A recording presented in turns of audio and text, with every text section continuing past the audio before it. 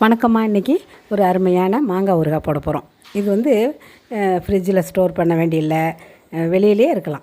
1 வருஷம் 2 வருஷம் ஆனாலும் இது கெடாது. மேட் பை அம்மாச்சியை சப்ஸ்கிரைப் பண்ணுங்கள்.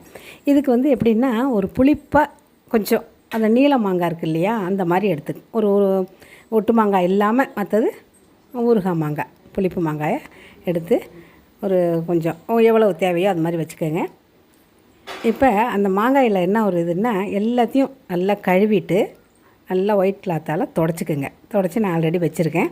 அதுக்கப்புறம் பார்த்திங்கன்னா, தொடச்சதை நல்லா 4 நாளாக கட் பண்ணுங்கள். 4 கட் பண்ணி இதில் ஒரு இது என்னென்னா, இந்த கொட்டையோடு போடணும். மாங்கொட்டையோடு அந்த ஊறுகாய் துண்டு இருக்கணும்.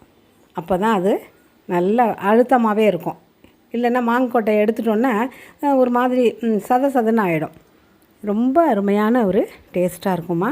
எல்லா சுவையும், புளிப்பு, காரம், இனிப்பு எல்லா சுவையும் சேர்ந்து ஒரு ஊறுகாய் இது. பாருங்கள், ஆவக்காய் ஊறுகாய் நம்ம வந்து எப்படி ஸ்டோர் பண்ணி வைக்கிறோம். ஏன்னா அதே மாதிரி இது வந்து ஒரு 2 வருஷம் வரையிலும் அப்படியே இருக்குமா. வெளியிலே வைக்கலாம். இது ஒன்றும் இது இல்லை. நாம் செய்கிற ஒரு மெத்தடு நல்லா இருந்ததுன்னா கடைசி வரையிலும் நல்லாயிருக்கும் ஊறுகாய். நான் செய்கிற மாதிரி பாருங்கள். இப்போ இந்த கொட்டையோடு அரிஞ்சிக்கிறோம். அரிஞ்சிக்கிட்டு அதில் கொட்டை இருக்குது பாருங்கள். நான் பார்த்தீங்களா, அந்த கொட்டை வந்து இருக்கணும். இந்த மாம்பருப்பை எடுத்துருங்க. எடுத்துகிட்டு அதில் ஒரு பேப்பர் மாதிரி இருக்கும், ஒரு லேயர், அதை கூட எடுத்துடலாம். இந்த லேயர் எடுத்துகிட்டு நான் எப்படி கட் பண்ணுறேன்னு பாருங்கள். அந்த இதுக்கு வந்து அவசியம் அந்த மாங்கொட்டை இப்போ எப்படி கட் பண்ணுறேன் இதே மாதிரி கட் பண்ணிவிட்டு, நமக்கு வந்து சின்ன சின்ன துண்டு கொஞ்சம் பெருசாகவும் போட்டுக்கலாம். இது இருந்தாலும் இந்த சின்ன துண்டாக போட்டால் நல்லாயிருக்கும். ரொம்ப பெருசாக போட்டால் நம்ம சாப்பிட்டாலும் சரி, குழந்தைங்க சாப்பிட்டாலும் சரி, மிச்சம் இருக்கிற மாதிரி இருக்கும். அதனால் இதுன்னா 2 துண்டு வச்சுக்கலாம், ஒரு துண்டு தேவைக்கேற்ப வச்சுக்கலாம். இது மாதிரி நிறையா துண்டு பண்ணி வச்சுட்டேன். இந்த துண்டு பண்ணினதை இப்போ அளக்கிறேன். இது ஒரு 10 கிளாஸ் இந்த கிளாஸால் இருந்துச்சு. இது மாதிரி இந்த துண்டுகள் 10 கிளாஸ் இருந்துச்சுன்னா அதுக்கு 1 கிளாஸ் உப்பு, கல் உப்பு பொடிச்சு வச்சுக்கோங்க. கல் உப்பை வேணாலும் பொடிச்சு வச்சுக்கலாம், இல்லைனா கல் உப்பாகவே போடலாம். இப்போ 3 அளந்து போட்டிருக்கேன் பாருங்கள். இதே மாதிரி 10க்கு கொஞ்சம் குறைச்சலாக இருந்துச்சு 4. இது ரொம்ப அருமையான ஊறுகாய். சும்மா குழந்தைங்க வந்து பார்த்திங்கன்னா போக வர எடுத்து சாப்பிட்ருங்க, வைக்காதுங்க. ஊறுகாய் இது மாதிரி போட்டோம்னா இந்த ஊறுகாயை தான் பிள்ளைங்க சாப்பிடும். மாங்காய் போடுறோம், வத்தல் போடுறோம். நான் இந்த ஊறுகாய் இல்லைன்னா தான் அந்த மாங்காயெல்லாம் எடுத்து குழந்தைங்க காலி பண்ணோம். ஆனால் இது போட்டுட்டோன்னு வச்சுங்க, எல்லாத்துக்கும் வச்சுக்கணும் அப்படின்னு நினைக்குங்க.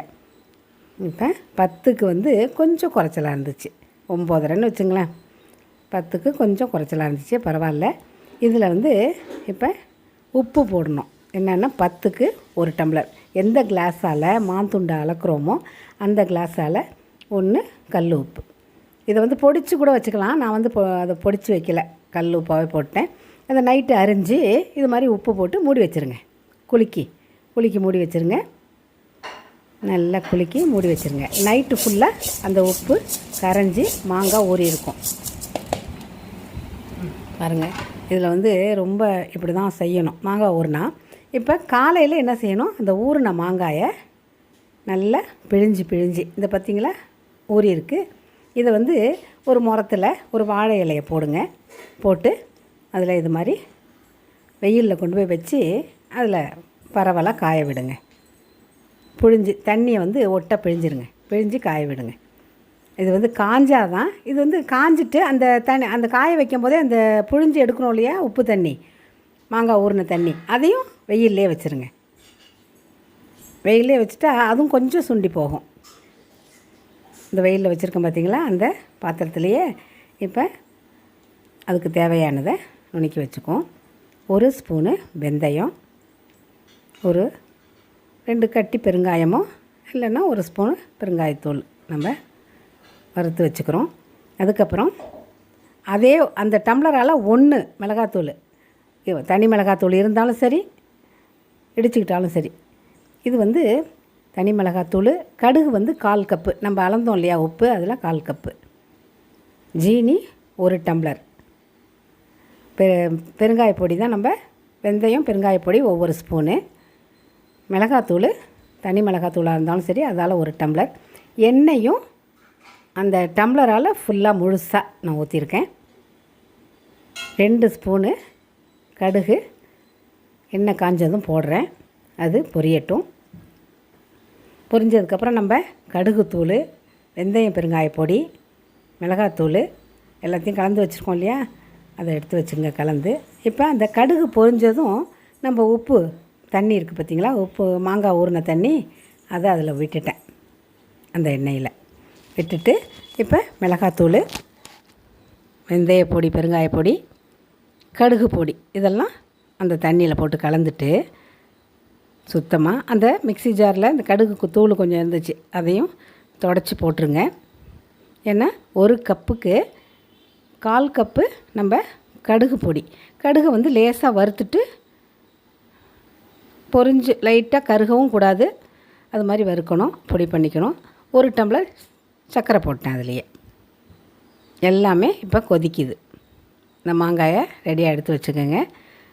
அந்த தண்ணியில் மிளகாத்தூள், பெருங்காயப்பொடி, வெந்தயப்பொடி, ஜீனி, கடுகுத்தூள் எல்லாம் கொதிக்குது.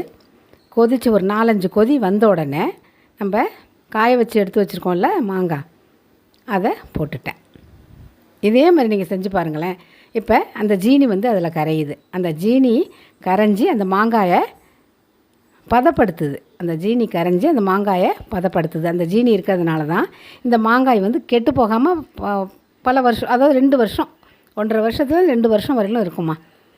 அந்த ஜீனி இப்போ கொஞ்சம் நல்லா முருகி போய் அந்த மாங்காய்க்கு கோட்டிங் கொடுக்குது.